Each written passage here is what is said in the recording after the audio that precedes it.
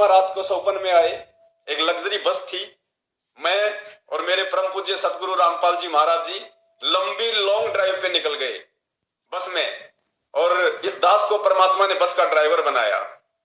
दास बस चला रहा है, एक भगत भाई और बैठा था परमात्मा के साथ में, और परमात्मा पीछे बैठे हुए थे। हंसते हंसते बातचीत करते करते लॉन्ग ड्राइव पे जा रहे थे। आगे गए तो रोड बंद। अब देखो, परमात्मा अपने भगत के विश्वास की भी परीक्षा लेते हैं। अब ड्राइवर तो गाड़ी रोड पे चलाएगा, और तो कहीं चला नहीं सकता। तो आगे गया तो रोड बिल्कुल बंद और एक ऊंची सी बिल्डिंग। तो मैंने कहा परमात्मा आगे रोड बंद हो गया है। तो परमात्मा ने कहा कि बेटा बस का मुंह इस बिल्डिंग की तरफ कर दे। तो दास ने सवाल नहीं किया परमात्मा से, दास ने कुछ नहीं देखा ना कुछ सोचा। जैसे ही परमात्मा का आदेश हुआ, दास ने बस का स्टीयरिंग बिल्डिंग की तरफ कर दिया और परमात्मा ने बस को उठा के बिल्डिंग पे पहुंचा दिया। पुण्यात्माओं, ये विश्वास की परीक्षा होती है। सौपन में भी परमात्मा हमारे विश्वास की परीक्षा लेता है। ये हमारी रिहर्सल हो रही है भाई। जो गुरु वचन पे डट गए कट गए फंद 84 के, तो वो फॉर्मूला, लेकिन उस फॉर्मूले का जिक्र हम इस वीडियो के सबसे लास्ट में करेंगे, क्योंकि वो फॉर्मूला आपको तभी समझ में आएगा, उस फॉर्मूले पे आपको तभी 100% विश्वास होगा जब तक आप इस वीडियो को पहले नहीं देख लेंगे। जब तक आप गुरु और इष्ट यानी गुरु और परमात्मा के बीच की जो खाई है, जो दूरी है, जब तक आप उसको समाप्त नहीं कर लेंगे अपने अंतःकरण से, अपनी आत्मा से, जुबान से नहीं कि हाँ जी परमात्मा और गुरु एक ही होता है, इष्ट और गुरु एक ही होता है, खाली सोचने से नहीं। जब तक आपका हृदय, आपकी आत्मा, आपका अंतःकरण आपको इस बात की स्वीकृति नहीं देगा कि हां, कबीर के सत भक्ति मार्ग में गुरु और परमात्मा बिल्कुल भी अलग अलग नहीं है, मेरा गुरु ही साक्षात कबीर है, परमात्मा है, जब तक इतना विश्वास नहीं होगा वो फॉर्मूला आपका काम नहीं करेगा। और वो फॉर्मूला आपका काम करे, आप रोज परमात्मा के दर्शन करें, उसके लिए ये वीडियो देखना पहले अति अनिवार्य है। और इस वीडियो में जो सबूत आपको दिए जाएंगे, इकट्ठे सबूत, उसके बाद आपकी आत्मा को भी, आपके मन को भी मजबूरन ये मानना पड़ेगा, स्वीकार करना पड़ेगा कि हां, मेरा गुरु स्वयं कबीर है, मेरी आत्मा का पति मेरा गुरु है।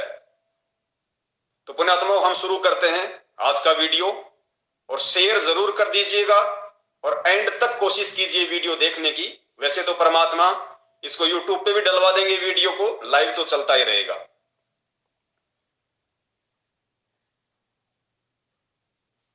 तो आज का हमारा विषय, क्या इष्ट और गुरु अलग अलग हैं।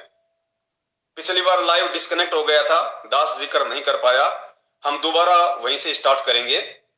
देखिए, एक भगत भाई जिसने दास को परम पूज्य सतगुरु रामपाल जी महाराज जी का एक छोटा सा वीडियो भेजा, और उसने कहा कि पवन भगत जी, आप परमात्मा का प्रकट दिवस मनाते हैं, गुरु जी का, और आप कहते हैं कि मेरा गुरु ही मेरा भगवान है, मेरा परमात्मा है, मेरा इष्ट है। जबकि मैंने गुरु जी का एक छोटा सा वीडियो सुना जिसमें गुरु जी कह रहे हैं कि इष्ट और गुरु ये दोनों अलग अलग होते हैं, और जो व्यक्ति ये कहता है कि गुरु और इष्ट एक ही हैं, उसको भक्ति का ज्ञान नहीं है। पहले छोटा सा वीडियो आप सुन लीजिए। जो संत अपने सतगुरु गुरु को ही इष्ट देव कहते हैं, उनको आध्यात्मिक ज्ञान कुछ भी नहीं है, वो आध्यात्मिक गुरु नहीं हो सकते। ईश्वर ने पुण्यात्मा, वीडियो आपने सुना जिसमें परम पूज्य सतगुरु रामपाल जी महाराज जी कह रहे हैं कि जो संत, जो भगत ये कहता है कि गुरु और इष्ट एक ही होते हैं, उनको आध्यात्मिक ज्ञान बिल्कुल भी नहीं है। सबसे पहले तो दास आप जी को ये बता देना चाहता है कि उस भाई ने तो खाली मेरे को ये 15 सेकंड का ही वीडियो भेजा है, लेकिन दास उस भाई के भेजने से पहले इस पूरे सत्संग को सुन चुका था। और ये सत्संग परमात्मा ने उस समय किया था जिस समय परमात्मा हंसा देश वाले सतपाल जी महाराज जी का पूरा विवरण भगत समाज के सामने रख रहे थे। तो दास आपको बता देता है और आगे आपको यकीन भी हो जाएगा कि परमेश्वर ने किस मकसद से यह बात कही है, परमात्मा किन लोगों को समझाना चाह रहे थे। पुण्यात्माओं, जब हंसा देश वालों के साथ में परम पूज्य सतगुरु रामपाल जी महाराज जी की डिबेट चल रही थी, तो उस समय परमेश्वर ने यह बात कही थी जो बिल्कुल सत्य है। क्योंकि परमेश्वर ने यदि अपने मुख कमल से कोई शब्द बोला है, कोई वचन बोला है, तो वो लौ की लकीर है, ब्रह्मांड में उसके कोई काट नहीं सकता।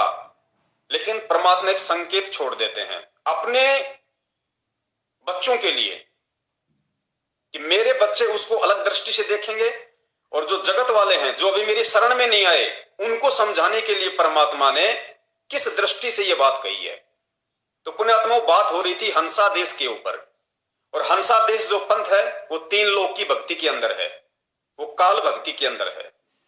तो हंसा देश पंथ से जो आत्माएं जुड़ी हुई हैं, उन आत्माओं को समझाने के लिए परमात्मा इस विचार से ये बात यहां बोल रहे हैं।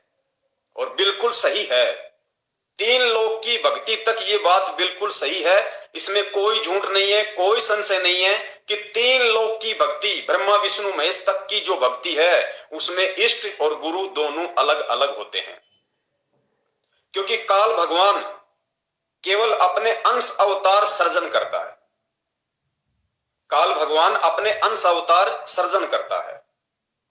जिस प्रकार आपने देखा होगा, गुरुदेव ने हमें बताया भी था कि महाभारत में जो द्रौपदी थी वो किसकी अंश अवतार थी?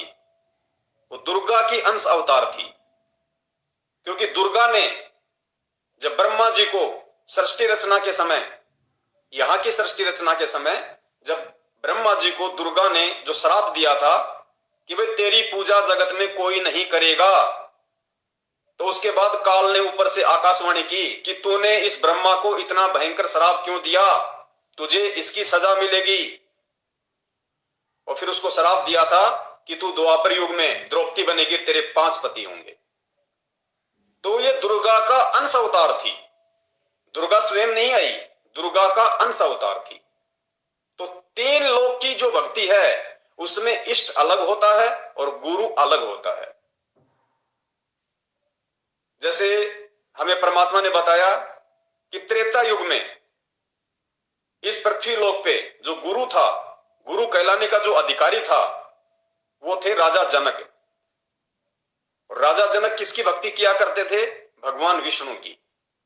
तो राजा जनक त्रेता युग में गुरु पद पे थे, यानी राजा जनक से अगर कोई उपदेश लेके भक्ति करेगा तो वो सीधा विष्णु जी के लोक में जाएगा। द्वापर में अपन बात करें महाभारत के युद्ध के बाद की, तो राजा परीक्षित का गुरु कौन बना था? कि सुखदेव ऋषि। सुखदेव ऋषि ने राजा परीक्षित को कहां तक की साधना बताई? 7 दिन में विष्णु लोक तक की। तो सुखदेव गुरु था और विष्णु लोक इष्ट था, वो विष्णु जी थे, वो उसके इष्ट थे। लेकिन जो कबीर परमेश्वर की भक्ति है, पूर्ण परमात्मा, सारी सृष्टि के रचनहार, कुल मालिक कबीर साहिब जी की जो भक्ति है, पुण्यात्माओं, इस भक्ति में परमात्मा अपना अंश अवतार सर्जन नहीं करता है, क्योंकि परमात्मा सक्षम है, परमात्मा समर्थ है। और अंश अवतार सर्जन ना करने के पीछे का सबसे बड़ा जो रीजन है वो ये है कि अपने द्वारा रची गई सृष्टि की जानकारी अगर यहां पे आके कोई दे सकता है तो केवल परमात्मा कबीर साहिब जी स्वयं ही दे सकते हैं, उनके अलावा कोई भी इस लोक का प्राणी सक्षम नहीं है जो ऊपर के लोकों की जानकारी दे दे, जो सतलोक की जानकारी दे दे, अगम लोक की जानकारी दे दे, अलख लोक की जानकारी दे दे और अनामी लोक की जानकारी दे दे, और आत्मा को सतलोक भेजने का पूरा कोर्स दे दे। स्वयं कबीर परमात्मा के अलावा कोई भी सक्षम नहीं है। यह आपने असंख्यों बार सत्संगों में भी सुना होगा। गुरुदेव स्पष्ट रूप से नहीं कहेंगे कि मैं ही कबीर परमात्मा हूं, मैं ही सारी सृष्टि का रचनहार हूं।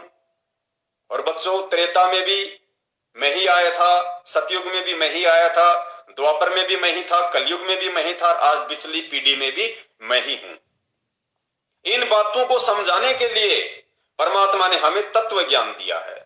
अब इस तत्व ज्ञान को आधार बना के ही हमने नीर खीर का निबेरा करना है और परमेश्वर की पहचान करनी है। तो ये जो परमेश्वर का छोटा सा जो वीडियो था, ये 3 लोक की भक्ति वाले प्राणियों को समझाने के लिए था। और जब इतनी बात समझ के जो परमेश्वर ने उस पूरी ज्ञान चर्चा में बताई थी, जब वो आत्माएं परमेश्वर की शरण ग्रहण करेंगी, सत भक्ति मार्ग में आएंगी, तो आने के बाद जिस प्रकार पहले आप और हम सब भ्रमित थे, हमें तो यही नहीं पता था इष्ट क्या होता है, किसी ने तो गुरु ही नहीं बना रखे थे, टूटी फूटा सा काम चल रहा था। फिर इस मार्ग में आने के बाद मालूम चला हमें, शुरुआत में जब हम इस मार्ग में भी जुड़ते हैं, इस यथार्थ 13वें कबीर पंथ से भी जब हम जुड़े थे या आप जुड़े होंगे, तो हम भी शुरुआत में यही मान रहे थे कि गुरु जी तो हमारे गुरु हैं और भगवान तो कबीर जी हैं, जिनके बारे में गुरु जी ने वेदों में दिखाया, गीता में दिखाया, कुरान में दिखाया, पुराण में दिखाया, कबीर सागर में दिखाया जो सूक्ष्म वेद है, आदरणीय गरीबदास जी महाराज जी की वाणियों में दिखाया, गुरु ग्रंथ साहिब से दिखाया। लगभग साल भर तक आप और हम सभी गुरु जी को केवल गुरु ही मानते थे और कबीर जी को भगवान मानते थे। लेकिन पुण्यात्माओं, जब इस भक्ति मार्ग में आगे बढ़ते हैं, अपना तन मन धन इस भक्ति मार्ग में न्योछावर कर देते हैं, फिर परमात्मा अपने बच्चों का ज्ञान योग खोलने लग जाते हैं। और उसके बाद फिर हमें धीरे धीरे परमात्मा ने आत्म अनुभूति कराई कि बच्चों, जब कबीर परमात्मा स्वयं ही अपने द्वारा रची गई सृष्टि की जानकारी आके देता है और दूसरा कोई नहीं देता है, तो फिर आज कबीर जी की जानकारी देने वाला कौन है? अरे 4 युगों से आज तक कोई नहीं बता पाया उस परमात्मा के लोक के बारे में और उस परमात्मा के बारे में। स्वयं परमात्मा को ही आके सब कुछ सारा भेद खोलना पड़ता है। और कलयुग की इस पिछली पीढ़ी में इतना इंपॉर्टेंट समय, इतना महत्वपूर्ण समय, ये 4 युगों से तो परमात्मा केवल एक भूमिका बनाते बनाते लेके आते हैं। जैसे किसी को फुटबॉल का मैच चल रहा हो और किसी को गोल करना हो, तो फुटबॉल को घुमा फिरा के गोल करने के लिए 10 से 15 मिनट की दूरी पे तो उसको लेके आते हैं गोल करने के लिए। तो पुण्यात्माओं, ये समझ लो कि पिछले 3 युगों में 650 साल तक परमात्मा ने जितनी भी लीलाएं की हैं, जितने भी उदाहरण पेश किए हैं, जितनी बार भी परमात्मा इस पृथ्वी पे प्रकट हुए हैं, वो परमात्मा ने भूमिका बनाई है ताकि जब कलयुग की पिछली पीढ़ी में मेरी वो आत्माएं पहुंच जाएं जिनसे मैं थोड़ी थोड़ी भक्ति करवाता आ रहा हूं, जिनको प्रथम मंत्र देके, जिनको आशीर्वाद देके, सेवाओं का लाभ देके, जिनको मैं यहां तक ला रहा हूं मानव जन्म देते देते, और इस पिछली पीढ़ी में आके परमात्मा ने शिक्षा दे दी, हमारे को टेक्नोलॉजी दे दी, साइंस दे दी, हमारी बुद्धि को परमेश्वर ने बहुत ज्यादा प्रवीण कर दिया ताकि हम तुरंत परमेश्वर को पहचान लें। तो 3 युगों से 4 युगों से तो पहले परमात्मा ने पूरी भूमिका बनाई थी अपनी पहचान करवाने के लिए, ताकि पिछली पीढ़ी में इनको शिक्षा दे दूंगा और कुछ इनके अपने भक्ति संस्कार इतने मजबूत होंगे कि मुझे पहचानने में टाइम नहीं लगाएंगे। तो पुण्यात्माओं, आज जब परमेश्वर हमारे लिए इतना सब कुछ करते हुए आ रहे हैं, तो हमने भी अब इतनी नादानी नहीं दिखानी चाहिए और परमात्मा को पहचानने में देर नहीं करनी चाहिए।